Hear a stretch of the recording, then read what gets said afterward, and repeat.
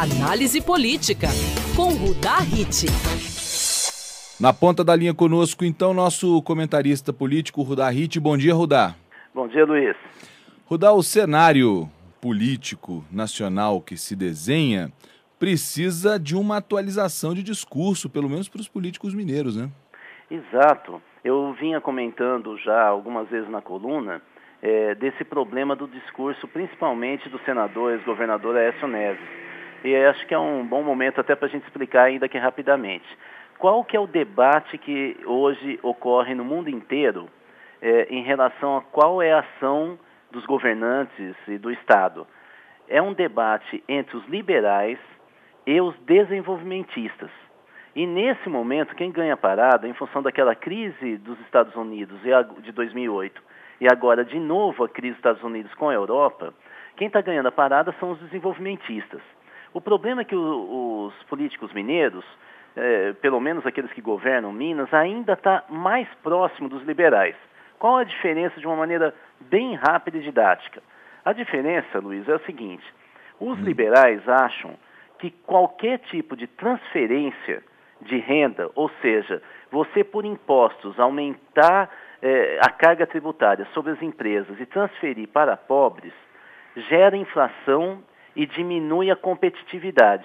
Ou seja, a ideia deles é que ao tirar dinheiro da empresa, as empresas passam a ter menos recursos para investir em tecnologia.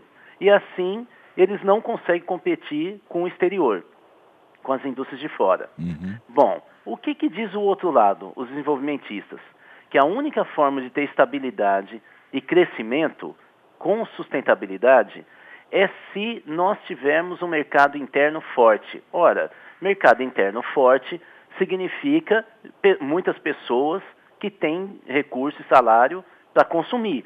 E por isso eles dizem, o papel do Estado é regular o emprego e a renda para consolidar esse mercado e com isso estabilizar as empresas. Você vê que são duas visões muito diferentes. A visão do Lula e da Dilma é essa segunda, desenvolvimentista, tendo como liderança o Guido Mantega, o ministro da Fazenda, e a visão liberal é mais forte em Minas. Na verdade, não é só com o Aécio Neves, até antes.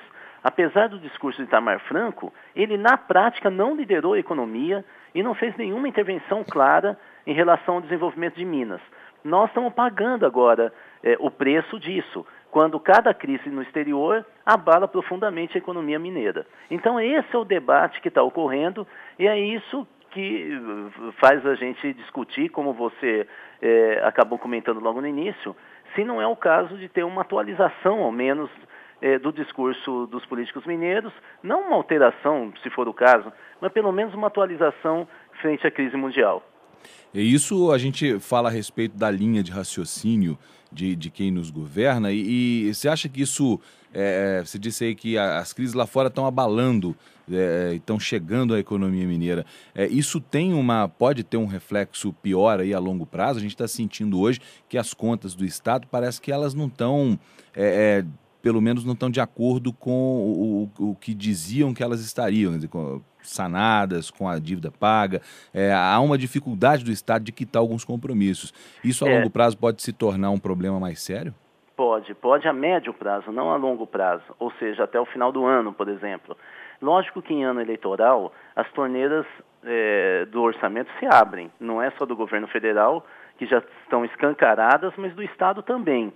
Há uma certa disputa, mas acontece que em função de toda essa lógica que eu acabei de citar, os recursos do governo federal, a arrecadação é muito mais poderosa, até do ponto de vista da natureza mesmo, do Estado, da estrutura federativa do Brasil, mas também em função dessa política que eu acabei de dizer, desenvolvimentista, que a grande referência até hoje nessa linha é o economista Keynes, né? E Minas, por causa disso, por não adotar essa linha, tem uma arrecadação, primeiro que historicamente já é menor, mas de qualquer maneira tem muito menos ânsia de arrecadação e tem muito mais tolerância, inclusive, a transições e adaptações do empresariado. O governo não joga tão pesado em relação a isso, não faz uma liderança.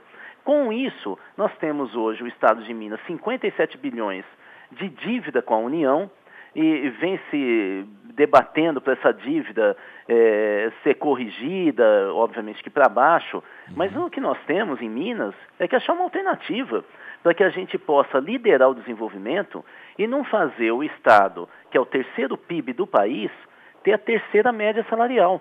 Esse é um dos problemas, e isso mostra a falta de liderança.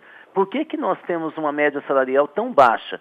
Porque nós produzimos só commodities, ou seja, minério de ferro, café, leite, soja, e esses produtos não precisam de pessoas com muita qualificação, o que faz com que o salário caia muito. Além disso, commodities você exporta com preço baixo, você exporta muita quantidade e recebe valor baixo. Então, nós temos que alterar realmente essa linha de raciocínio, ou Minas sempre vai estar na corda bamba. Ok, Rudá Hit, nosso comentarista político. Rudá, esse é um assunto que merece mais tempo, nós vamos voltar nele aqui depois, vamos continuar discutindo isso, porque eu acho que o nosso ouvinte, ele merece ter esse assunto mais destrinchado e inclusive participar conosco também, dando opinião, para a gente tentar entender e tentar avançar um pouco mais nessa história aqui conosco. Muito obrigado pela sua participação, a gente se fala amanhã. Ok, até amanhã e eu estou aqui para isso, é só acionar. Até